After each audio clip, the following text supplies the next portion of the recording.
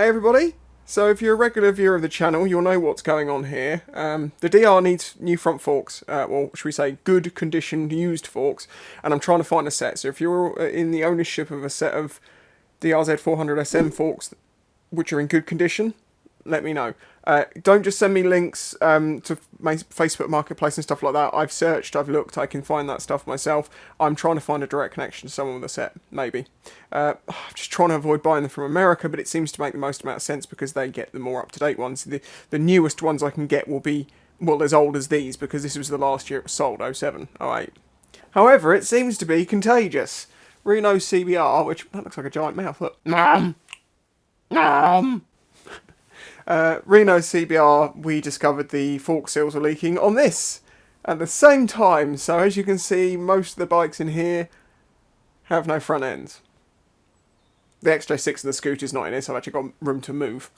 This isn't a video of how to do these, although I will be taking these apart and having a bit of a chit chat. But unfortunately, when I took them off, I noticed this, which is corrosion. I know when Reno bought this bike, they did give the forks a bit lick of paint just to cover up a couple of stone chips, but this is much worse. And if you look, it extends up further and further. And the problem is, obviously, if you leave this, it's going to start corroding the tubes, and it's just going to all peel off. If I'm changing the fork seals, we would hope to leave those for a few thousand miles, but we couldn't really leave this for a few thousand miles. Obviously, there's a couple of options here. Do I, sand them down, strip them down, and repaint them? Doable, perfectly doable. Longevity, not necessarily so good. Send off a powder coat. It's going to take a week or two to get it done, but then they'll be good for a few years at least, because powder coat, lasts a long time. So that's what we're going to do. Right, while I'm just cleaning these up and stripping them down, what I want to talk about is just the principle of doing the maintenance, basically, but also doing things in a smart way. It's annoying that Reno's not going to be able to ride for a couple of weeks because we're going to have to send these off for powder coat. There's nothing stopping me from just stripping the fork seals out this now, replacing them, putting the oil back in and having this back on the road today. But as I say, in a few months' time, in a year or two's time, those fork seals are still going to be perfectly good. But these tubes are going to be corroding to a point they're going to start becoming a problem. So the best thing to do is to accept it and just, there you go, look, all this. It's to just accept now is the time to do the job right. Take the time, send them off, get them recoated. These are obviously an alloy, probably aluminium, something like that. And this is the sort of oxidization corrosion you can get when air and water gets underneath the paint. And the problem is, unless you get this off and you just paint straight over it, it's, well, not straight over it, but even if you sand it a bit, unless you get it all off, it's just going to come back and cause you more problems under the paint, which is why sending off the powder coat's best, because they can dip them or bead blast them and actually get back to fresh material. And then the powder coat's going to seal that in, because it is just a layer of plastic.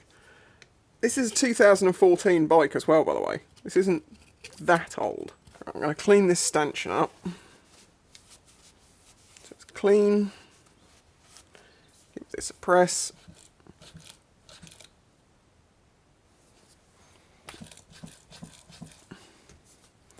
Yeah, you can see this line here and the wetness.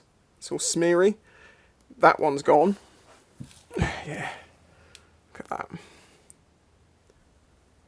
Normally you might only see a little line to let you know the fork seal's starting to go. If you see this sort of level, it's completely gone. The reason they got what seemed to get this bad is because this bike sat for a long time, so I think they were starting to go, then it's sitting for a long time caused them to corrode, well, degrade a little bit. And then when the bike got used again, it just pushed them past the point that were going to work again. I've already loosened these top caps, so that's not too tight. Yay, there isn't any great fork tension. This is going to be such an easy set of forks to do. Oh god, this looks bad. Oh! That is the worst fork oil I've ever seen in my entire life. That looks like water's got in there.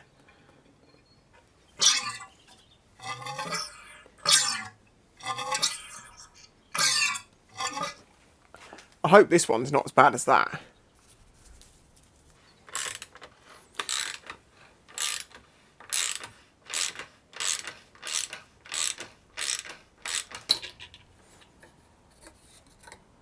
That looks better.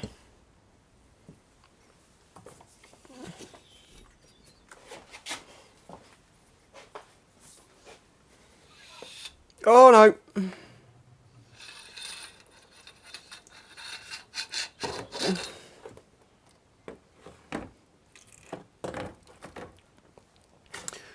This side goes to the caliper side.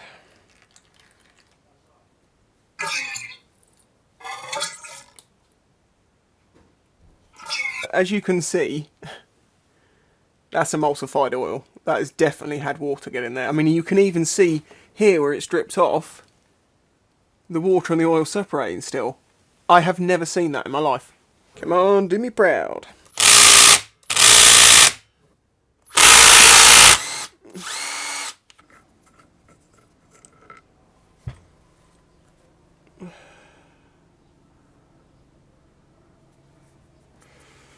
Okay. I'm really interested to see inside these now, because God knows what they look like. I hope, because there's oil in here and there hasn't been much oxygen getting in, we're not going to have had any rust issues. Wait. Where are my picks? Where are my picks?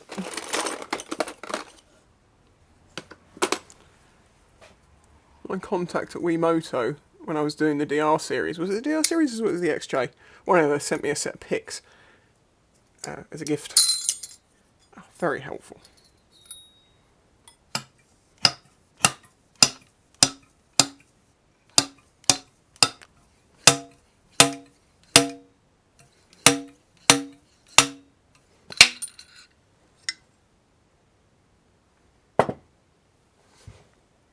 Come on. Oh, God, it's disgusting.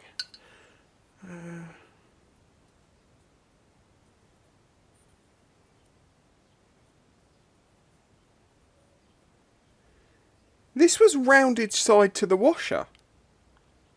In my experience, rounded side goes down and the flat goes to the washer, which means maybe someone did change the fork seals in these in the past and put that in backwards. Thankfully no corrosion on the parts that I can see, but I am going to clean them with WD-40 to get that water off of them. Also, I'd say that guide needs replacing because that's completely worn down to the brass.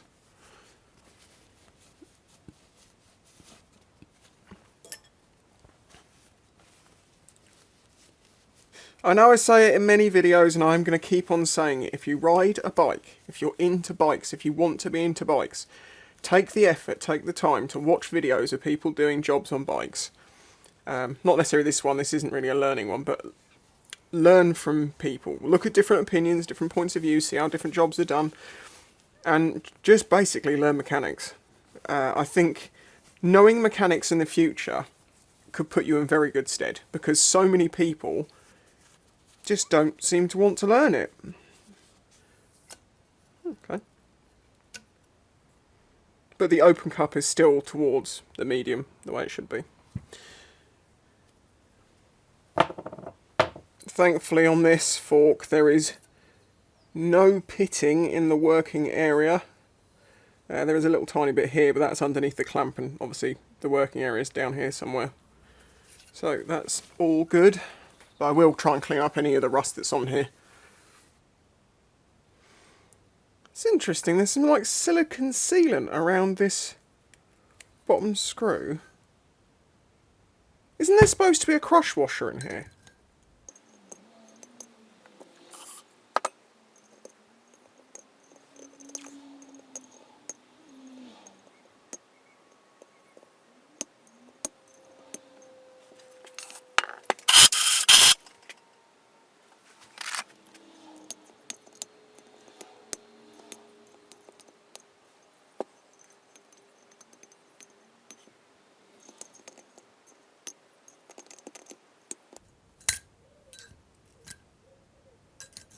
Aha! Why is there silicone sealant on that crush washer? There's no reason to have a silicone sealant on something if there is a crush washer. I'm starting to pick up the scent that maybe someone's been in these who didn't know exactly what they were doing. Because I'm sure, I am so sure that oh god, how lucky is that? Look, there is a little bit. Is that corrosion? Oh, it looked like it was a start of corrosion, but it wiped off. I mean, I'm sure this was in backwards. I'm going to double check. But as far as I know, sharp side always goes to the seal. And then the rounded side fits down into the corner of this. Sure of it.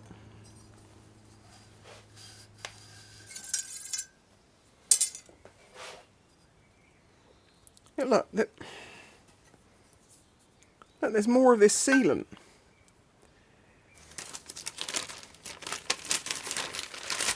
Alright, so this is all...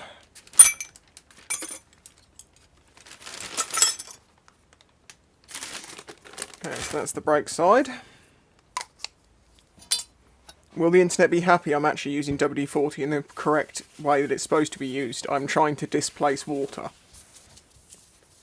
I'm just going to put a tab of tape on the brake side stanchion and spring, and then I know which side's which.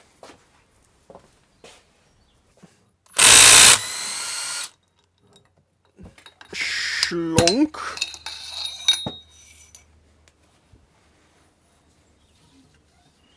This dust seal is half off anyway. It's not even sitting in the right place. And it's full of dirt. I mean, like, really full of dirt. How is that much? Oh, okay. That clips. Look at this clip.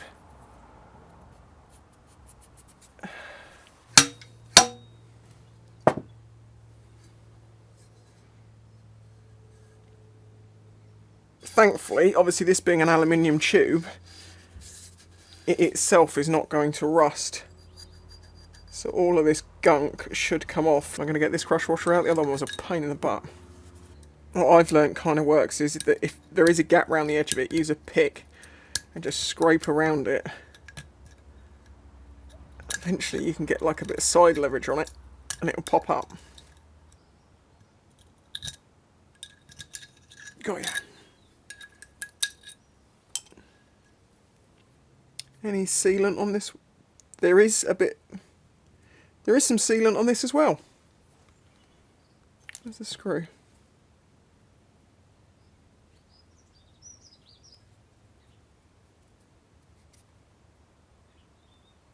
Whoa!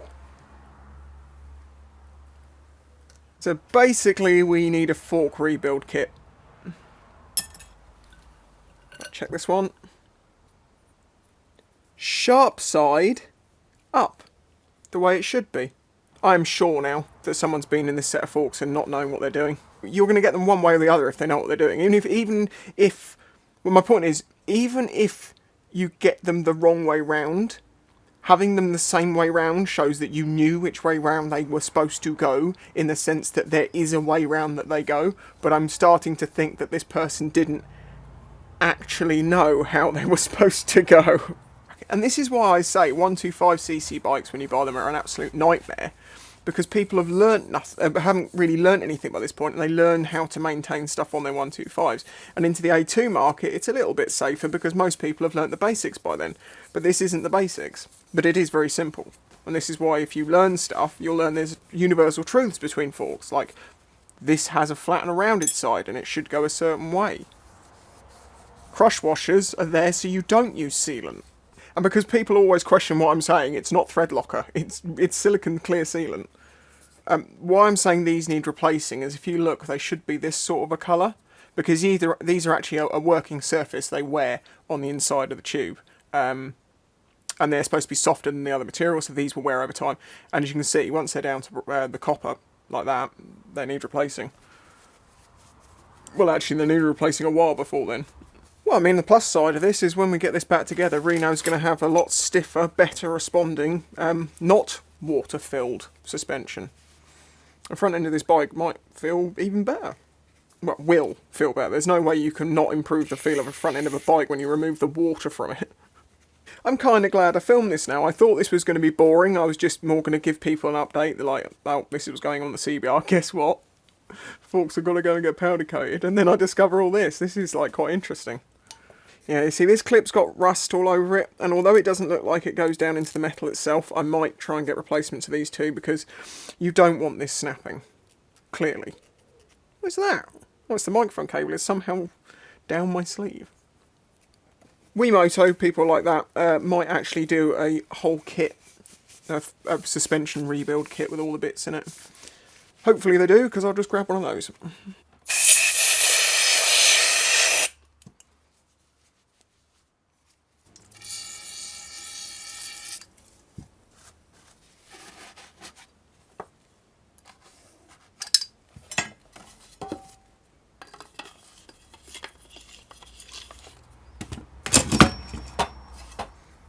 God, that sounded crunchy. Ugh, God.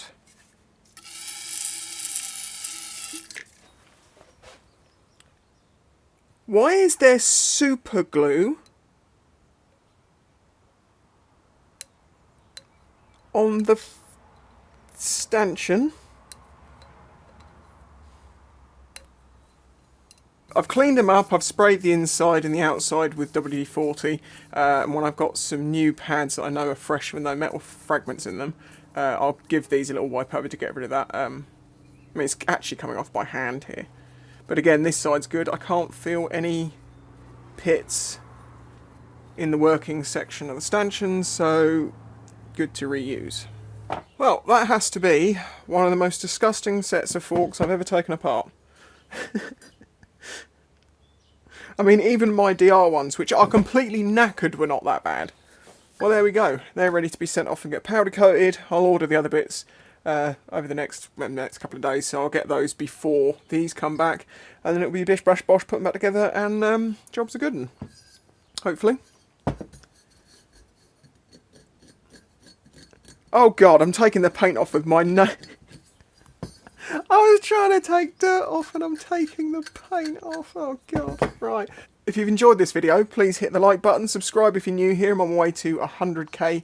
I think I'm 10% of the way there from 90k. That means 91. But 10%'s come quite quickly. So hopefully, as things get closer and closer, people want to get on board and help get me to that 100,000 mark. It's been over 10 years. I would be very grateful to receive a button. And if you'd like to help support this channel, please consider joining my Patreon. There's lots of benefits to that, like getting videos days early, member of the Discord and all that sort of stuff. Yeah, I'd appreciate it. Hope you're all well. Catch you next time.